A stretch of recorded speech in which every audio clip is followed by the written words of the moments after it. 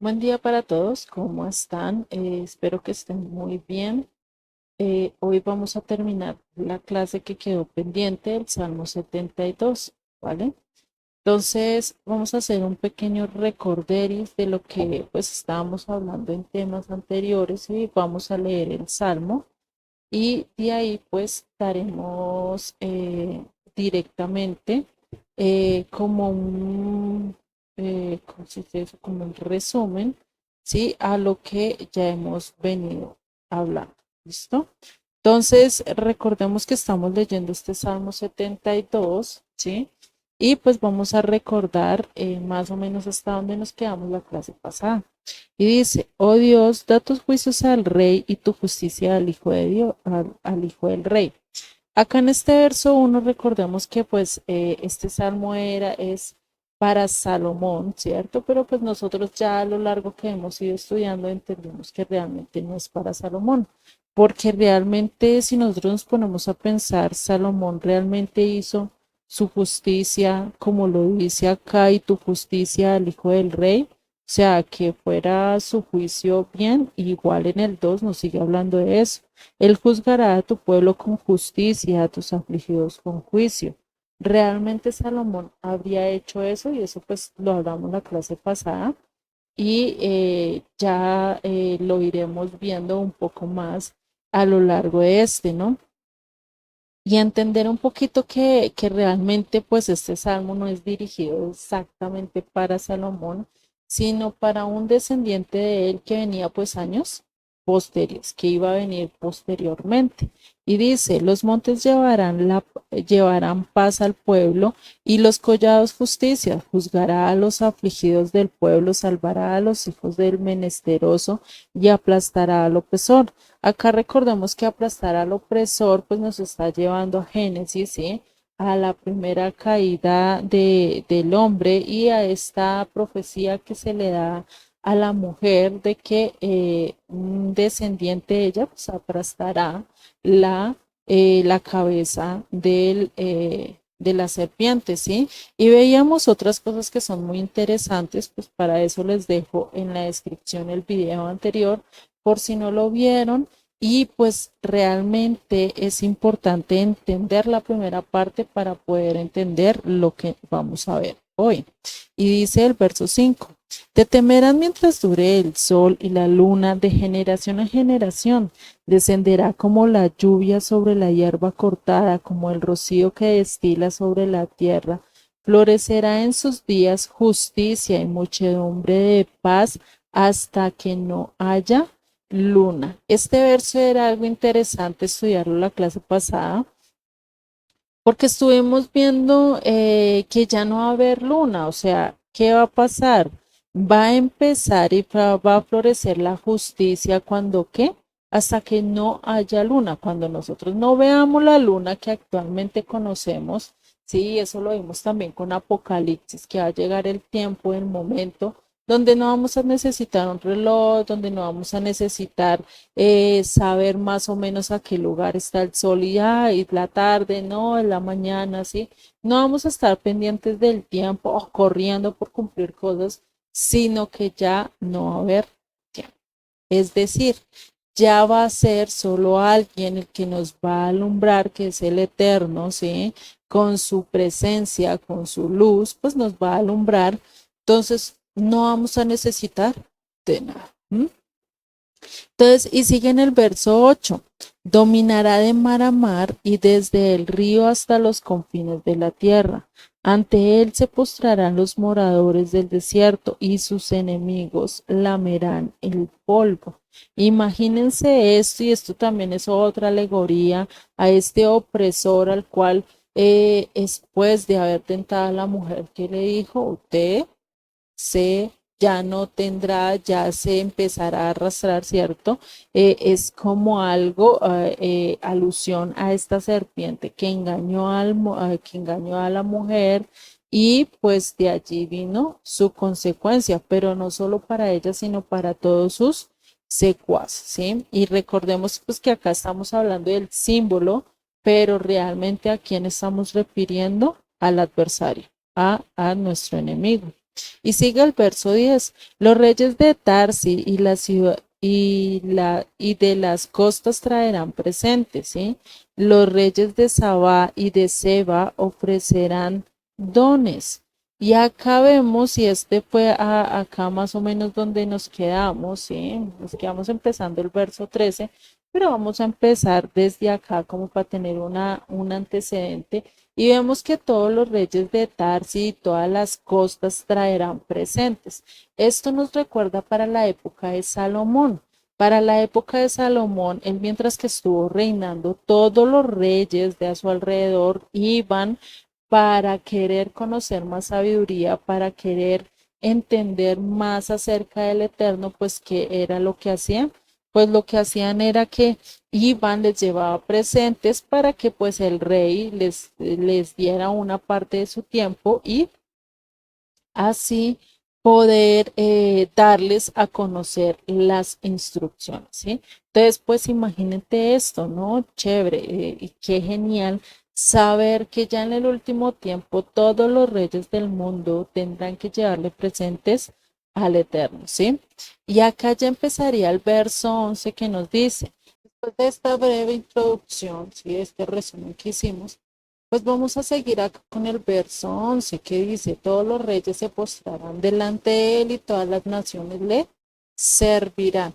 Pues imagínate a todos estos reinos postrándose ante él y qué es lo que hará que nosotros como individuos o como naciones, Colombia, mexicanas y todas estas naciones, se lleguen a ir allá y se postren delante de él y le sirvan y le lleven presentes y hagan todo esto, ¿por qué lo haríamos? Pues por una simple razón, porque nos perdonó, porque nos amó, porque nos mostró misericordia, ¿cierto? Porque nos mostró eso, gracia. Y ya en el verso 12, pues podemos ver que el que dice, ¿por qué librará al menesteroso que clamare y al afligido que no tuviere quien le socorra? Por esta razón también es que le damos a amar, porque Él nos va a librar, porque Él va a rescatar, a socorrer a aquel que clamare, a aquel que realmente estuviera delante de Él, ¿cierto? Y esto lo podemos ver en nuestras vidas, lo podemos ver en nuestros corazones. Siempre hemos pasado momentos de necesidad, momentos en que estamos tristes, de aflicción, de adversidades muy duras y, y hasta estamos cerrados, se nos cierra todas las puertas y a quién es el único que podemos ir y a quién es el único que podemos buscar, pues al Eterno, ¿cierto? A Él solo le podríamos clamar. Y es exactamente la razón por la que vamos a estar dispuestos a servirle, es la razón por la que vamos a estar dispuestos a estar delante de Él, adorándole, sirviéndole, ¿cierto? No hay otra razón por la que no podamos estar delante de Él. Y eso es lo que nos dice, por eso nos conquista nuestro corazón y no solo por esa razón, sino por lo que dice el siguiente verso. Tendrá misericordia del pobre y del menesteroso y salvará la vida de los pobres, salvará la vida de los pobres. ¿Quién en este mundo salva la vida de los pobres?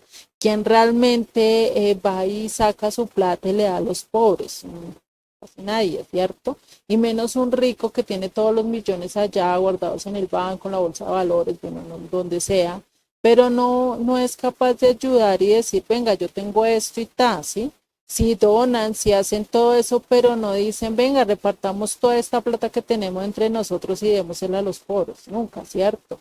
Por eso es que vamos a estar dispuestos a amarle y a servirle, porque Él sí tiene misericordia de cada uno de nosotros. Y ese es el atributo que Él nos muestra, que es la misericordia. El no castigarnos conforme a lo que merecemos, ¿cierto? Nosotros merecíamos ser castigados, ser muertos, merecíamos pagar por toda la eternidad todo lo que hicimos, todo lo que hemos hecho, pero por su misericordia nos salvó, ¿cierto? Pero ¿qué necesitamos para tener esta salvación, para tener esta misericordia? Lo que el mismo Jesucristo dijo en Mateo 5:3, bienaventurados los pobres en espíritu, ¿porque qué? Porque ellos es el cielo, el reino de los cielos, ¿cierto? Bienaventurados los pobres de espíritu. ¿Eso qué quiere decir? Que estamos en bancarrota espiritual, y esta es la clave para que nosotros podamos entender y podamos llegar a la salvación, y es que estamos en bancarrota espiritual, que no tenemos absolutamente nada para poder ser rescatados, que nosotros no somos salvos ni por nuestras obras, ni por lo que hagamos, ni por lo bonito que hablemos, ni por lo bonito que nos vistamos o nos comportemos. Eso no nos va a salvar. Lo que nos va a salvar definitivamente, pues, ¿qué es? La misericordia del Eterno, ¿cierto? ¿O quién podría de nosotros decir, ay, no, yo le eché ganas, me porté bien, mire, yo no mato ni una mosca, mire, yo hago esto, yo hago lo otro? ¿Quién podría decir eso? Nadie, ¿cierto? Ninguno de nosotros podría decir eso. Por eso nosotros no somos salvos por algo que hagamos, o nadie podría ganarse la salvación por su propia cuenta, ¿sí? Es decir, ay, yo voy y hago y le golpeo a la casa de Dios y le digo, Dios mío, ven, sálvame. No, eso no es así. Él te escogió primero, Él te miró primero, ¿cierto? Por eso que dice que de qué te va a salvar, de engaño y de violencia, redimirá sus almas, de engaño y de violencia. ¿Qué vemos alrededor hoy en día? ¿Qué es lo que más nos da, cierto? Engaño, violencia es lo que más vemos hoy en día. ¿Y qué sigue diciendo? Y la sangre de ellos será preciosa ante sus ojos. En nuestra sangre habita la vida, en nuestra sangre habita todo lo que nosotros necesitamos para existir, ¿cierto? Pero, ¿qué pasa y cuál es el problema con nuestra sangre? ¿Por qué realmente no podríamos entrar así tan fácilmente? ¿O por qué a la vista de Dios nuestra sangre es pura, pero realmente nuestra sangre es qué? ¿Qué tiene? ¿Qué problema tiene? Pues nuestra sangre está contaminada con el pecado, tiene un virus, ¿sí? En vez de ser, y la sangre es preciosa, ¿por qué? Porque ha sido redimida, ha sido intercambiar, ¿sí? ¿Y por cuál sangre? ¿Por qué sangre fue intercambiada nuestra sangre? Entonces, y acá vamos a hacer en cuenta como si nosotros tuviéramos un virus totalmente fatal, ¿cierto? Que fuera fatal para nosotros, que nos llevara a la muerte, hagan de cuenta sida, cáncer en la sangre o cosas así por el estilo, que Dios no quiera no pase. Pero eso es parecido hacia el pecado, ¿sí? El pecado es un virus fatal en nuestras vidas que nos lleva a dónde? A la muerte, ¿cierto? Y qué tal si ustedes llegan, se hacen un examen, se empiezan a mirar y le dicen, no, está contaminada tu sangre, tienes un cáncer en la sangre que se llama pecado, y tu único final y tu única salida es la muerte. No tienes rescate, no tienes salvación, no tienes nada. Imagínate, ¿tú qué harías con ese diagnóstico? ¿Qué pensarías? Pues no, y ahora, ¿cierto? ¿Ahora qué vamos a hacer? Pero ¿qué fue lo que hizo el Eterno para podernos salvar, para podernos quitar esa sangre contaminada? Pues lo que Él hizo fue hacernos una transfusión de sangre. Es decir, cambió nuestra sangre culpable, nuestra sangre que no tenía nada que ver, esta sangre que cometió muchos pecados, que se contaminó, ¿cierto? Y la cambió por ¿cuál? Por una sangre inocente, por una sangre que realmente es pura, sí, sin manchas, sin defectos, sin nada, la cambió por eso. Ahora podemos ver que nuestra sangre ahora es inocente y la de él se pasa por culpable. ¿Por qué? Porque esto lo dice en Isaías 43:4. Porque a mis ojos fuiste de gran estima, fuiste honorable y yo te amé. Daré pues hombres por ti y naciones por tu vida. ¿Qué hizo Dios para salvarnos? ¿Qué hizo Dios y nos mostró su amor tan grande? Pues dio a su Hijo, a lo más preciado que él tenía, lo dio. Y sigue diciendo el verso 15, Vivirá y se le dará del oro de Saba y se orará por él continuamente todo el día, se le bendecirá. Entonces, acá, ¿qué es lo que nos quiere decir? Que una de las razones por las que África actualmente sí está pobre, no tiene realmente los recursos, o bueno, tiene recursos necesarios, pero aún así la gente es esclava, es pobre, vive en lo peor, ¿sí? Y es porque han tratado de conquistar esta región, han tratado de llegar a ella, ¿cierto? De hacerse con esta tierra, pero ¿qué pasa? Allí han encontrado diamantes. ¿Por qué hacen eso? ¿Por qué la quieren conquistar? Porque han encontrado diamantes, han encontrado piedras preciosas, oro y todos estos. Y pues, ¿qué es lo que hace? ¿Qué es lo que se despierta en el ser humano? La codicia, la avaricia, ¿cierto? Por eso es que, ¿qué?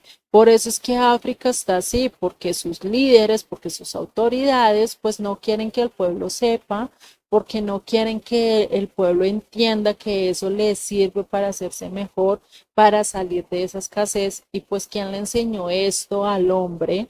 A explotar el oro y a saber que con esas oros y con cosas de materiales preciosos como las piedras, como todo eso, podían obtener poder. ¿Quién les enseñó eso? Pues nada más que los ángeles caídos, ¿no? Y eso es algo que realmente lo vemos hoy en día, ¿no? Por el poder prefieren matarse por tener riquezas porque saben que tienen poder, que tienen de todo, ¿cierto? Pero en el momento que este reino de ángeles caídos sea juzgada, sea, digamos, quitado del mundo, se les quite la autoridad, se les quite el poder que antes se les dio, ahora, ¿a dónde se van a llevar las riquezas? Ahora, ¿a cómo se van a ahorrar y qué es lo que se va a hacer? Pues ahora estas riquezas que antes se llevaban ante estos demonios, ante estos seres sagrados, ante estos extraterrestres, por así decirlo, que a veces piensan que estos ángeles caídos son extraterrestres, pero entonces toda esta riqueza, ¿a quién va a ser entregada? A Yeshua, a nuestro Mesías, ¿cierto? Al único digno de recibirlas. Por esta razón es que ya no debo afanarme por tener carro, casa, beca, ¿sí? No estoy diciendo que está mal, está bien que lo tengas, pero no tienes que afanarte o no tienes que estar pensando todo el tiempo, ay, ¿qué voy a hacer para mañana? ¿Qué voy a comer? Que no sé qué, que esto, que lo otro, ¿cierto? Porque que todas las cosas que tenemos realmente son prestadas, nuestro cuerpo, nuestra vida, la casa en la que estamos, el país en el que estamos, todo lo que tenemos es prestado, en algún momento llega a irse. Por eso también Yeshua nos lo dice en Mateo 6:19, no os hagáis tesoros en la tierra donde la porilla y el orín corrompen, y donde ladrones minan y hurtan, sino haceos tesoros en el cielo, donde ni la polilla ni el oro ni el orín corrompen, y donde ladrones no miran ni hurtan. ¿Sí? Porque donde esté vuestro tesoro, allí estará vuestro corazón. Si nosotros solo nos preocupamos por las cosas materiales, por las cosas que tenemos a nuestro alrededor, en vez de por las cosas eternas, pues ¿dónde va a estar en nuestro corazón? Pues en las cosas materiales. Pero si nos enfocamos más hacia las cosas eternas, si nos enfocamos más a buscar a Dios, pues ¿dónde va a estar nuestro corazón? Con Dios, ¿no? Entonces, por eso debemos recordar también lo que dijo Pedro en su primera carta de Pedro 1:18, sabiendo que fuisteis rescatados de vuestra vana manera de vivir superficialmente, de vivir solo pensando en el materialismo y todo esto, pues ahora, ¿qué dice? La cual recibisteis de vuestros padres, no con cosas corruptibles como oro y plata, es decir, Él no vino y nos salvó con oro, con plata, nos compró con piedras preciosas ni nada de eso, sino que dice que ¿qué? Con la sangre preciosa de Cristo, como de un cordero sin mancha y sin contaminación. Él dio la vida por nosotros. Él cambió nuestra sangre culpable por una sangre inocente. Imagínense, ¿no? Entonces, esto es especial y realmente esto no hay manera de que Salomón, de que ninguno de los reyes que siguieron de ahí en adelante pudieran cumplir esta bendición. ninguno, ¿cierto? Hay muchos lugares donde desde la época de Salomón ni siquiera sabían quién era, e incluso hoy en día hay muchos que ni saben quién es Salomón, no saben ni quién es David, ¿sí? Incluso hasta cristianos que ni siquiera saben cuáles fueron las hazañas de David o qué fue lo que hizo Salomón realmente. Por lo menos yo conocía que era el hombre más sabio de su época, pero de ahí a que yo supiera que él había tenido 700 esposas, 300 concubinas, que había sido el hombre más rico en el mundo de toda nuestra era, nunca, ¿cierto? Pero pues entonces esto que nos da a entender que a él, por más y a David, por más que nosotros hubiéramos querido, pues no había alguien que estuviera orando todo el día por ellos, ni siquiera por Salomón, ¿cierto? El único al que se le está orando y se le está pidiendo día y noche es a quién? A Yeshua, ¿cierto? No literalmente una mujer sentada y ahí arrodillada todo un día, 24 horas y sigue y sigue y sigue así por meses, por años, no, ¿cierto? Pero sí lo tenemos que cada vez alguien suple ese horario que falta, alguien se levanta y ora, alguien se levanta y sigue, ¿cierto? Es lo mismo, pero vamos a ver que realmente Yeshua es el único, porque crees que existe otra persona que haya hecho cumplir esto o que realmente se esté adorando en otra religión, por lo menos para Buda, por lo menos para, bueno, no sé, para otros, que se esté orando día y noche, pues realmente no hay manera de decir que el mundo le esté orando y a otras personas, pero sí a Yeshua le están pidiendo realmente las 24 horas del día, ¿cierto? En cambio, en otras religiones, en otras cosas, no. Vemos que no, que lo único que al que se le guarda, que al único al que se le guía es a quién, al Eterno, al único que se le está pidiendo. Entonces, sin duda esto ya se está cumpliendo, pero esta profecía llegará a su clímax del cumplimiento, donde ya todos ahí sí estemos todo el tiempo adorándole, donde todos estemos todo el tiempo exaltándole y mostrando agradecimiento por todo lo que ha hecho y lo que seguirá haciendo con cada uno de nosotros, pues es cuando venga el desenlace, cuando venga Yeshua a bajar de los cielos y alce a aquellos que son para bien, ¿sí? Ese es el desenlace. En ese momento vamos a saber que vamos a estar eternamente y para siempre con él, ¿sí? Y sigue el verso 16. Será echado un puñado de grano en la tierra, en las cumbres de los montes, su fruto hará ruido como el Líbano, y los de la ciudad florecerán como la hierba de la tierra. Entonces acá, curiosamente, el monte Herbón está muy cerca al Líbano, sí, está cerca a la frontera del Líbano. Y esta región del Líbano, que acá dice que es como el ruido del Líbano, y es porque realmente para el Líbano dicen que tiene harto fruto, que tiene, mejor dicho, bosques espesos, ¿sí? Es muy frondoso, hagan de cuenta como el de la foto, sí, así bien frondoso. Y pues imagínense tantos árboles moviéndose al unino, al bueno, moviéndose todos al mismo tiempo, ¿cierto? Al ritmo del aire, pues, ¿qué va a hacer? Van a hacer harto ruido al moverse, ¿cierto? Porque pues sus ramas producen, crujen, las hojitas se mueven, pues de lógico que empiezan a hacer ruido. A eso es a lo que se está refiriendo. Pero ¿qué es lo que dice? La ciudad florecerá, ¿cierto? Como la hierba de la tierra, es decir, en la ciudad habrá abundancia, ya no habrá escasez, ya no habrá miseria, ¿sí? Y habla demasiada población, por eso es que ahora la ciudad va a ser ruidosa, por eso es que ya ahora ya esa tierra que antes era vacía, desolada, ahora va a ser poblada, ¿cierto? Pero ¿cuál será esta ciudad que nos habla acá este verso 16, que va a ser llena, que va a ser redimida de las naciones? ¿A qué ciudad se está refiriendo? Pues a la nueva Jerusalén, aquella que va a descender desde el cielo, porque va a venir abundancia de gente de todas las naciones para entrar por las 12 puertas de esta Nueva Jerusalén, ¿cierto? Y esto es algo que realmente nos debe llenar de esperanzas, que esto en algún momento se va a presentar y en algún momento lo podremos ver. Entonces ya no será Jerusalén la capital de Israel, sino será Jerusalén la capital de todas las naciones, ¿sí? Será la capital del mundo. Y por eso Yeshua que dijo en Juan 12:20, cuando él hablaba y cuando empezaron a venir dos griegos a buscarle, a adorarle, ¿cierto? En una fiesta, y esta fiesta particularmente era la de la Pascua, ¿sí?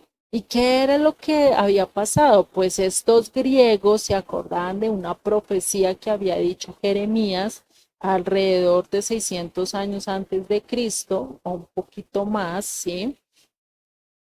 Pues que había dicho, pues que iba a venir, por lo menos en Jeremías 16 dice, que ya no se diría más el éxodo de Egipto y ya no estarían recordando el éxodo de Egipto, que es lo que ahorita recordamos, sino que se va a recordar es que todas las naciones y que va a venir gente de todas las naciones, de todos los pueblos, de todas las lenguas, y van a querer recibir del Eterno, van a querer ir a Israel, ¿cierto?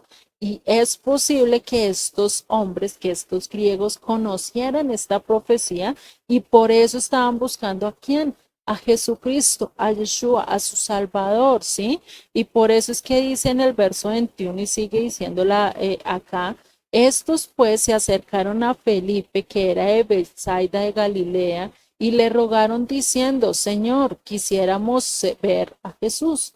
Entonces, ¿qué es? Algo curioso es que Bethsaida significa la casa de pesca, ¿sí? ¿Y Felipe qué era? Felipe también era pescador, ¿sí? Lo mismo Andrés, ¿sí? Eso ya los vemos los dos en el verso 22. Felipe fue y le dijo a Andrés. Entonces Andrés y Felipe se lo dijeron a Jesús. Entonces, estos dos hombres, o sea, es decir, estos dos griegos, hagan de cuenta, van ante dos pescadores a decirles que los lleven ante su Mesías. ¿Qué es lo que dice una profecía de Jeremías? Que van a venir pescadores, ¿sí? Para traerlos, para llevarlos a donde realmente deberían estar. ¿Mm? Entonces, imagínense todas las profecías, cómo se van juntando, ¿sí? Entonces, esto es algo que estos griegos realmente sabían y conocían esta profecía de Jeremías 16, o será que es posible que ellos no la conocieran. Muy posible la conocían, ¿cierto? ¿Y qué es lo que dice esta profecía en Jeremías 16:16? He aquí que yo envío muchos pescadores, dice el Eterno, y los pescarán y los atraerán, ¿sí? Pero si no quieren llegar con pescadores, pues ¿qué dice? Y después enviaré muchos cazadores y los cazarán por el monte, por todo collado y por las cavernas de los peñascos, es decir, por cualquier huequito que tú te metas, de allí te va a sacar el Eterno. Imagínate, ¿sí? Y dice el verso, y sigue en el verso 22 de acá de Juan 12. Felipe fue y se lo dijo a Andrés, entonces Andrés y Felipe se lo dijeron a Jesús, y Jesús les respondió diciendo, ha llegado la hora para que el Hijo del Hombre sea glorificado. Ha llegado el momento del cumplimiento de Jeremías 16, pero antes de eso él tiene que firmar y sellar el pacto rectificado, ya que nos habla Jeremías 31 al 33, ¿sí?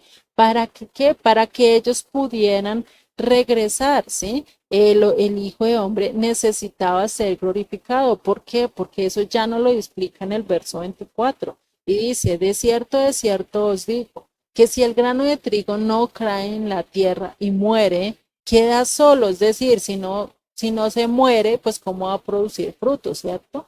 Pero si se muere, lleva mucho fruto. El que ama su vida la perderá, y el que aborrece su vida en este mundo, para vida eterna la guardará. Imagínate esto. ¿sí? Y esta profecía y lo que estaba diciendo sin duda Yeshua es que él, si él no daba su vida, si él no se sembraba en la tierra, es decir, si no él no moría, si él no hacía todo ese sacrificio, ¿qué iba a pasar? Pues no nos íbamos a poder salvar, no íbamos a poder llegar a salir del castigo, no íbamos a poder salir de todo esto, sino que realmente pues tendríamos que vivir una vida desolada, ¿sí?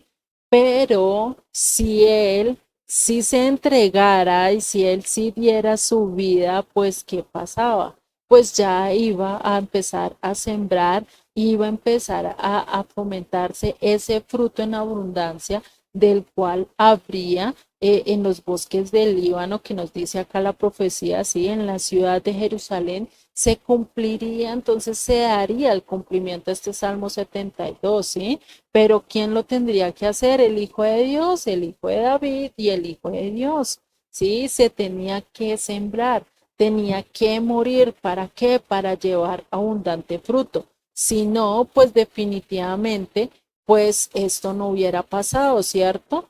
¿Y qué va a pasar y por qué habla realmente del monte del Líbano y todo esto? Porque para porque allí fue donde realmente surgió la rebelión y fue allí cerca del Líbano, en el monte Hermón, ¿cierto? Entonces, ¿qué tenía que hacer o qué tiene que hacer el Mesías cuando venga?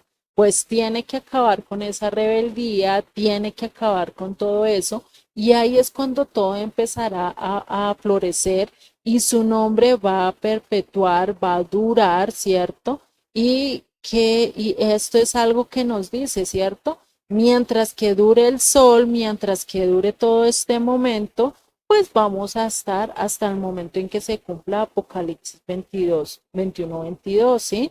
Y esto es decir que la nueva Jerusalén pues va a tener su momento y va a alumbrar directamente. Porque eso, ¿para qué nos sirve el sol, sí? ¿Para qué nos sirve estar nosotros entre el sol, entre nosotros, ¿cierto? Sí, y pues ahí vemos todo esto, ¿no? Entonces veremos todo esto y cómo es que las ciudades realmente le rendían culto, era quién, al sol. ¿Por qué? Porque pensaban que como el sol era el que traía todos los frutos, el sol era el que les daba las cosechas, el sol era el que les daba todo esto, pues realmente veremos que esto no es así, ¿sí? Entonces acá ya nos daremos cuenta que el que nos sustenta, ¿quién es? Pues Yeshua. El que nos va a dar todo, ¿quién es? Yeshua, ¿cierto? Entonces ya no tenemos problema por dejar el trabajo, ya no tenemos por necesitar otra cosa, sino que ya vamos a estar literalmente con Él, ya vamos a estar todo el tiempo en la eternidad con Él, entonces no vamos a necesitar del sol, no vamos a necesitar de todo eso. ¿Por qué qué? Porque en la Nueva Jerusalén ya no habrá un sol, ya no habrá una luna, sino que va a estar la presencia de Dios iluminando nuestras vidas. Y eso lo dice Yeshua en el Lucas 6:5, que el Hijo del Hombre es el Señor del día de reposo. Pues cómo vamos a estar con Él, pues realmente le vamos a estar sirviendo al Señor del día de reposo, ¿cierto? Así que si el Señor, pues estamos con Él, así que si le rendimos el Shabbat a Él, pues ya no depende de nuestra necesidad, ya no vamos a estar buscando a alguien que nos llene nuestra necesidad, sino que siempre vamos a estar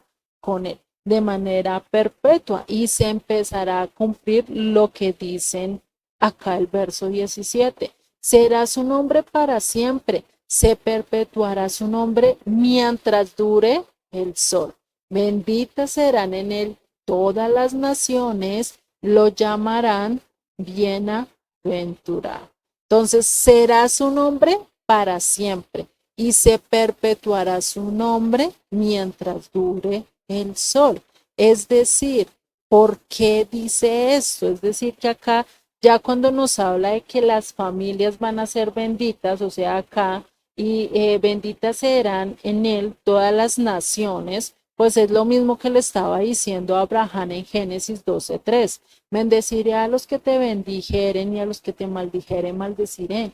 Y serán benditas en ti todas las naciones o todas las familias de la tierra. Entonces, si vemos, tiene conexión, ¿cierto? David estaba empezando a conectar todos estos textos, a pesar de que era viejito, a pesar de que era anciano, se le venían todas estas promesas y él también recordaba la promesa que le había dado a él en 2 Samuel 7:12.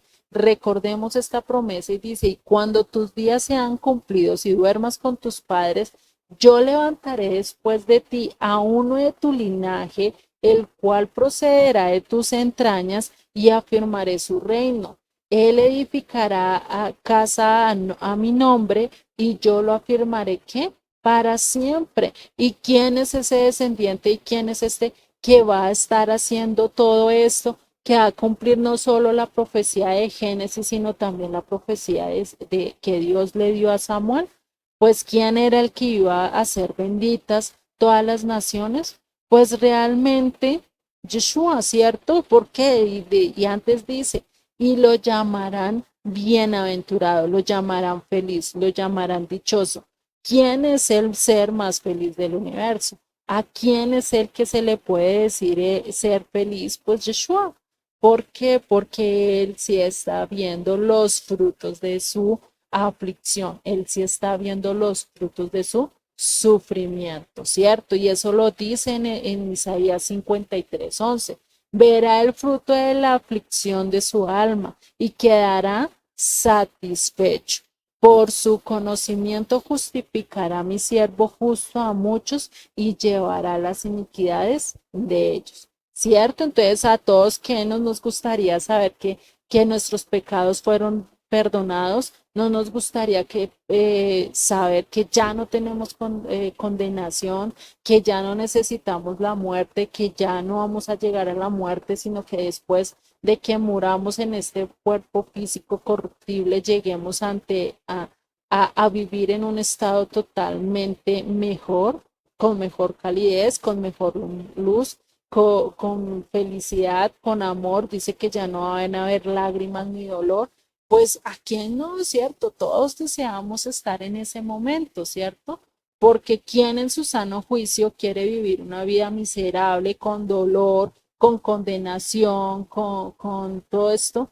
Pues realmente ninguno, ¿cierto? Ninguno de nosotros querría pasar por momentos difíciles, sino que estar todos los días felices, ¿cierto? Y por eso es que, ¿qué? Por eso nos esforzamos en leer, por eso nos esforzamos en estudiar, por eso nos esforzamos en todo esto, ¿cierto? Entonces, ¿quién es el ser más satisfecho del universo? ¿Quién es el ser más alegre del universo? Pues Yeshua, ¿cierto?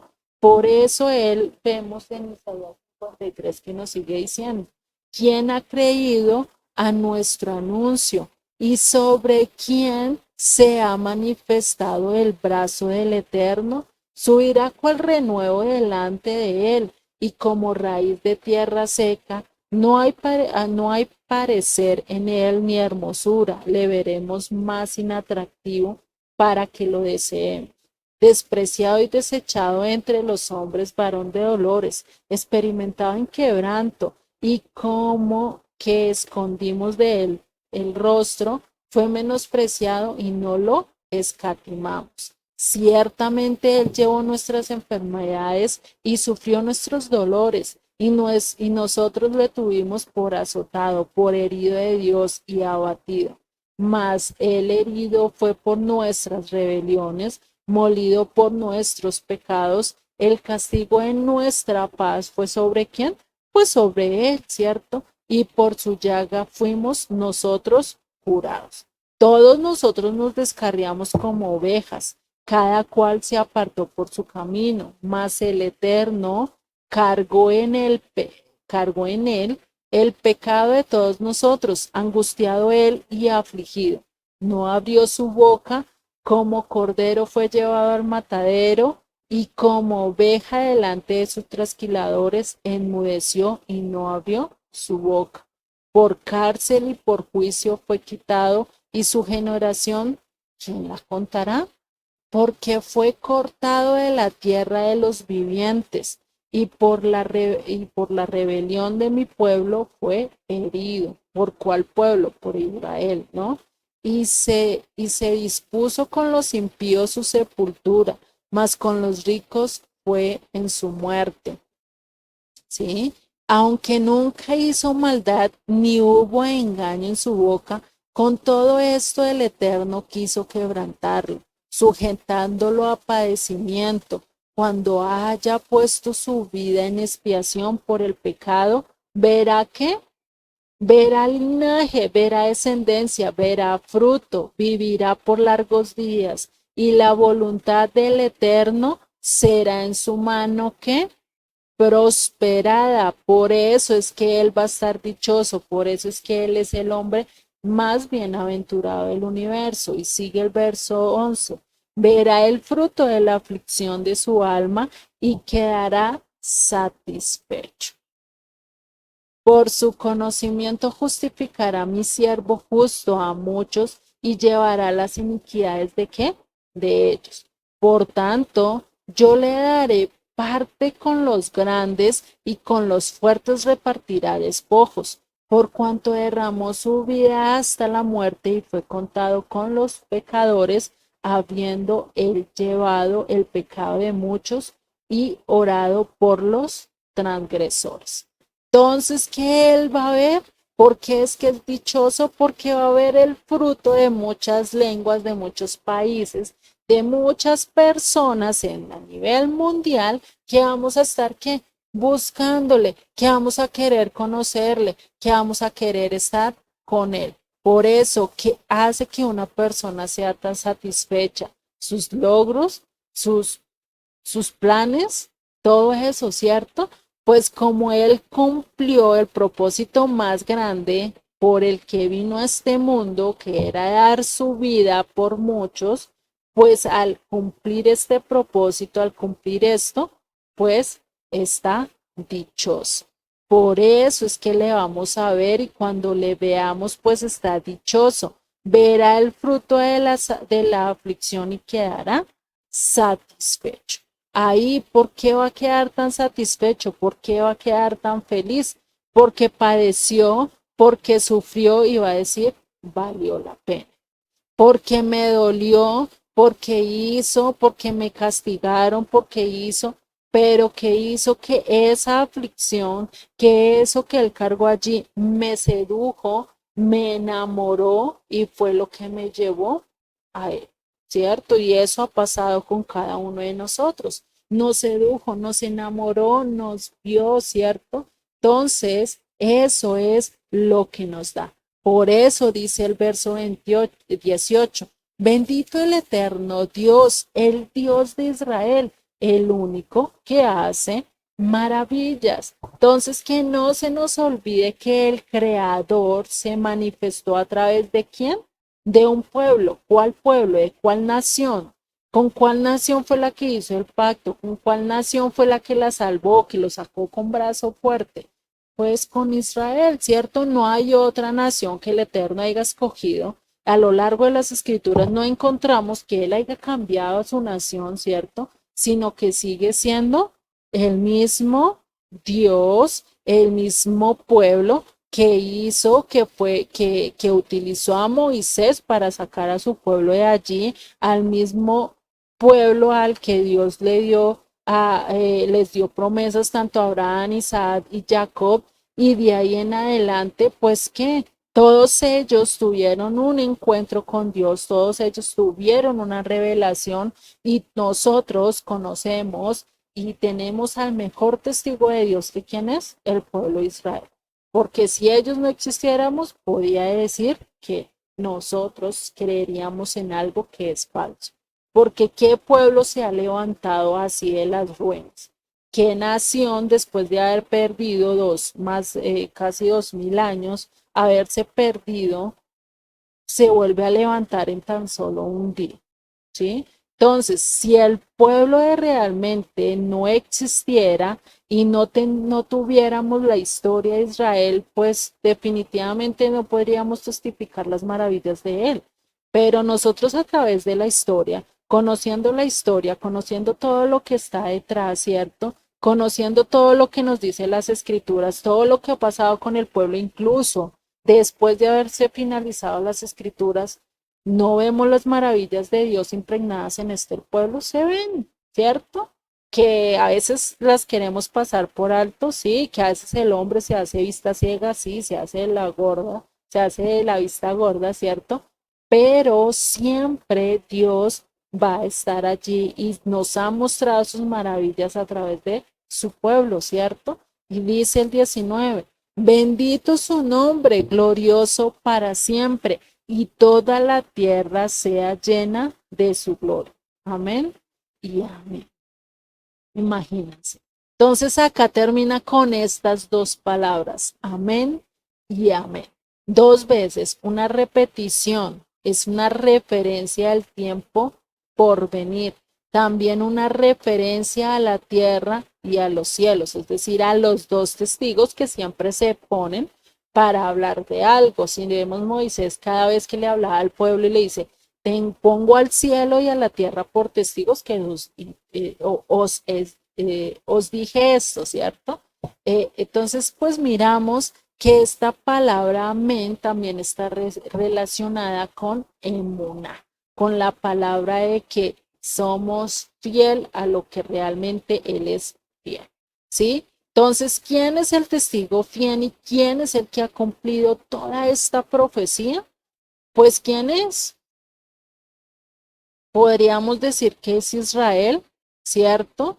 Podríamos decir que Él es el testigo fiel, sí, pero Yeshua es aquel que cumple toda la profecía, porque Israel realmente no. Vemos que Israel, y muchos podrían decir que este salmo, o que a veces cuando se habla del siervo sufriente, podríamos decir que es Israel, y sí, el Mesías lo dice, pero ¿quién es el que cumple realmente todas las profecías? Pues Yeshua, ¿cierto? Entonces, el testigo de Dios, ¿quién es? Es Israel. Pero el que cumplió toda la profecía, ¿quién es? Un descendiente de Israel, Yeshua, el cual es el Hijo de Dios.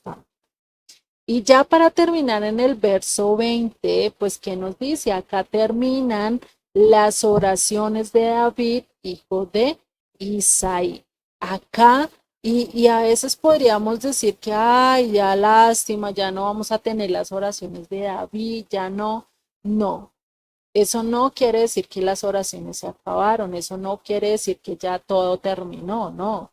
Ahorita y los salmos siguientes que vamos a ver de David, definitivamente vamos a ver que ya empiezan a ser un tiempo de qué? De gratitud, de alabanza, ¿sí? Algunas peticiones sí, pero ya no van a ser en circunstancias así como las que hemos estudiado anteriormente, de dificultad, de estar pasando por momentos difíciles, ¿no? Sino que pues estos salmos nos siguen de alabar, nos sirve para empezar a también entender ciertas cosas y nos sirven como enseñanza, como propósito de saber de que quién, que el Rey de Reyes y Señor de Señores pues está en nosotros, ¿sí? Entonces esto es algo que debemos ver y debemos conocer. ¿Mm? Entonces, definitivamente este salmo nos deja una demasiada gran enseñanza y es que en el único que nosotros podemos depender, del único que nosotros podemos poner nuestros sueños, nuestras metas, nuestras ilusiones, incluso aún de viejitos, aún como padres, ¿cierto? Pues a quién es el único que le podemos decir, Dios mío, esto es lo que deseo, esto es lo que quiero, pues a Dios, porque Él sí nos va a poder cumplir todo, definitivamente todo, no poner nuestra confianza o nuestros sueños en nuestros hijos o tratarlos como mesías o en nuestras familias o en nuestro esposo o en nuestra esposa, pensando que ellos van a solucionar todo, pero cuando es el único que soluciona todo, ¿quién es? Yeshua, nuestro Mesías, ¿cierto? Entonces, esto sería todo por este salmo de hoy. Espero pues les haya quedado claro. Si no, pues me lo dejan en mensajes y cualquier cosita, pues estamos para servir, ¿vale? Un abrazo y bendiciones.